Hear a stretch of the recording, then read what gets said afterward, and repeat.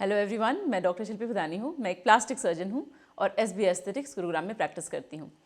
इस वीडियो में मैं डॉक्टर कौशल, जो कि एक मैक्सिलोफेशियल सर्जन हैं, उनके साथ डिस्कस करूँगी और आपको बताऊँगी कि क्या वो 5 मेन रीजंस हैं जिसके लिए लोग मैक्सिलोफेशियल सर्जरी करवाना चाहते हैं। इसमें से जो फर्स्ट रीज़न है और जो हमारे प्रैक्टिस में बहुत कॉमन है वो एस्थेटिक करेक्शंस है। और एस्थेटिक करेक्शंस में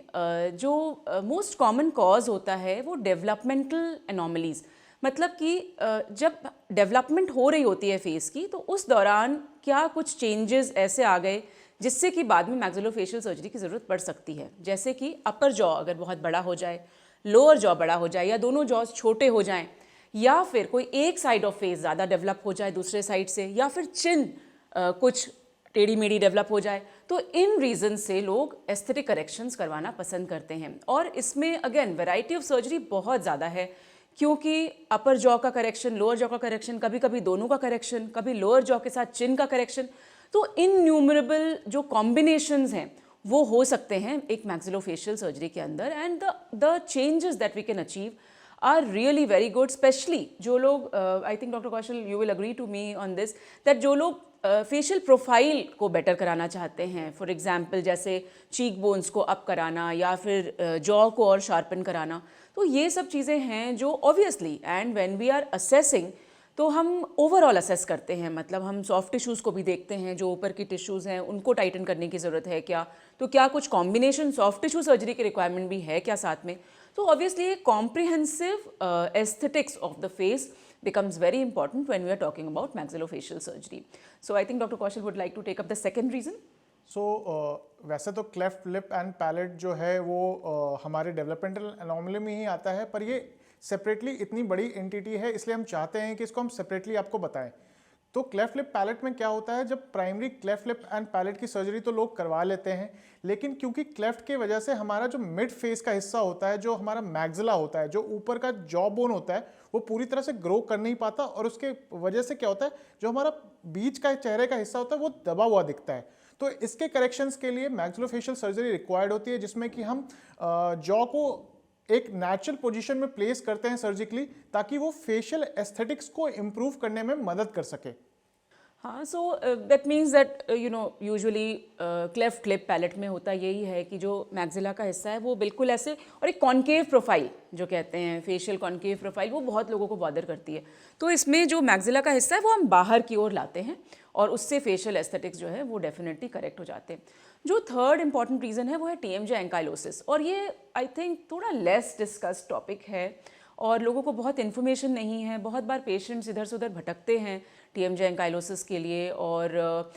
उसमें यूजुअली क्या होता है, जैसे बचपन में अगर चोट लग गई, स्पेशली अगर चिन पे चोट लगती है, तो क्या होता है कि ये जो दोनों जॉइंट्स हैं वो सफ़र करते हैं और उनमें ब्लड कलेक्शन हो जाता है, उसके कारण जो है वो बोन फॉर्मेशन हो जाती है, जबड़ा खुलने नहीं लगता। तो इसलिए जैसे अगर हमारे पास कोई चिन इंजरी का पेशेंट आता है तो हम ज़रूर उनसे कहते हैं कि माउथ ओपन करके दिखाइए, पूरा हो रहा है कि नहीं ओपन, और अगर कोई इन्वेस्टिगेशन की ज़रूरत होती है तो हम वो भी करवाते हैं। हम ये रूल आउट करना चाहते हैं कि कहीं उस जॉइंट में कोई ब्लड कलेक्शन तो नहीं है, और उस समय ही ट्रीट हो जाना ज़्यादा अच्छा है, ताकि ये प्रॉब्लम हो ही नहीं। सबसे इम्पॉर्टेंट तो है इस प्रॉब्लम का प्रिवेंशन। लेकिन अगर प्रिवेंशन नहीं हो पाया और टीएमजे एंकाइलोसिस हो गई, एंकाइलोसिस बेसिकली कहते हैं कि कुछ जकड़ जाना, है ना। तो अगर मान लीजिए बोन की फॉर्मेशन हो गई है और जॉ बोन जो है खुल नहीं पा रहा, माउथ ओपन नहीं हो पा रहा, तो उनकी माउथ ओपनिंग कम हो जाती है टीएमजे एंकाइलोसिस में। और उन केसेस में मैक्सिलोफेशियल सर्जरी में हम क्या करते हैं कि वो जो बोन का हिस्सा है, जो एक सॉलिड ब्लॉक की तरह बन गया होता है, वो हम हटाते हैं, और उसके बाद हम वो जॉइंट या तो दोबारा फॉर्म करते हैं या फिर हम उसमें गैप क्रिएट करते हैं। तो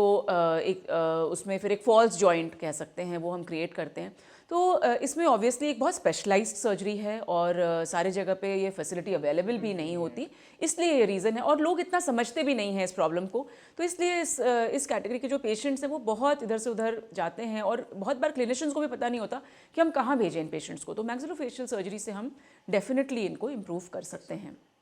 फोर्थ रीज़न डॉक्टर कौशल आप बताएंगे। जो फोर्थ रीजन है, यदि आपको कोई गांठ, सिस्ट या ट्यूमर है जॉज की, जिसमें कि ये इनिशियली एक स्वेलिंग की तरह प्रेजेंट होता है, लोग जनरली नेग्लेक्ट करते हैं, ये सोचते हैं कि ये खुद पे खुद ठीक हो जाएगा, पर जब वो एक ऐसे स्टेज में पहुंच जाता है जहां की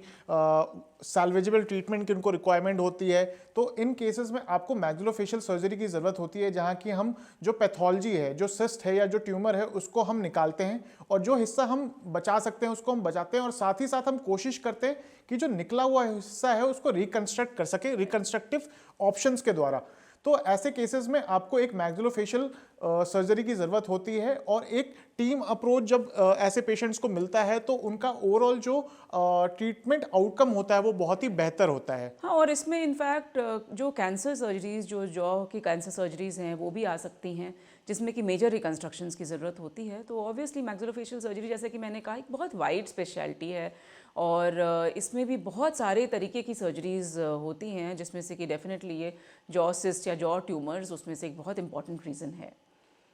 जो एक और मुख्य कारण है जिसमें कि आपको मैक्सिलोफेशियल सर्जरी की ज़रूरत पड़ सकती है वो है ऑब्स्ट्रक्टिव स्लीप एपनिया। एपनिया के जो पेशेंट्स होते हैं ये जनरली सफ़र करते हैं बहुत तेज़ खराटों के साथ, रात में इनको नींद आती है, साथ ही साथ इनको एक चोकिंग की फीलिंग होती है सांस लेने के टाइम पे, रात में खास करके जब ये सो रहे होते हैं।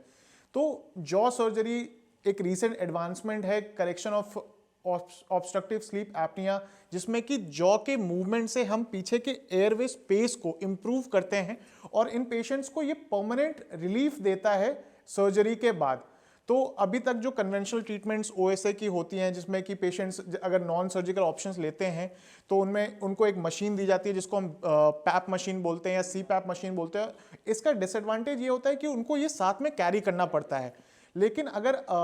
कोई मरीज जिनको कि ओएसए की दिक्कत है और वो चाहते हैं कि इनसे परमानेंट रिलीफ मिले, तो मैक्सिलोफेशियल सर्जरी उनके लिए एक बहुत ही बेहतरीन ऑप्शन है, जिसको द्वारा वो पूरी तरह से करेक्शन पा सकते हैं। तो वही है, जैसे अगेन ऑब्स्ट्रक्टिव स्लीप एपनिया में एक दूसरी प्रॉब्लम जो बहुत इम्पॉर्टेंट है, वैसे तो लोग जो भी रात में स्नोर करते हैं बहुत ज़्यादा, तो ये हम जानते हैं कि हाँ ठीक है, उनको ऐसे हो सकता है, बट दिन के टाइम में इनको बहुत नींद आती है। तो जैसे अगर कोई स्पेसिफिकली अगर ओएसए के पेशेंट्स हों, तो उसमें क्या होगा कि जैसे वो बैठते हैं कहीं भी और थोड़ा भी उनको अगर 5 मिनट का भी टाइम मिले, तो वो उस समय उनको लगता है कि उनको नींद आ गई। तो ये दिन भर की थकान होती है, क्योंकि रात में ऑक्सीजन की ज़रूरत जो है वो पूरी नहीं हो पा रही, बार बार वो जो एयरवे का पैसेज है वो बंद हो रहा होता है। तो हम ये जॉ बोन के एडवांसमेंट से पीछे का जो हिस्सा है जिससे कि सांस आती जाती है, वो हम थोड़ा ओपन कर देते हैं। तो इन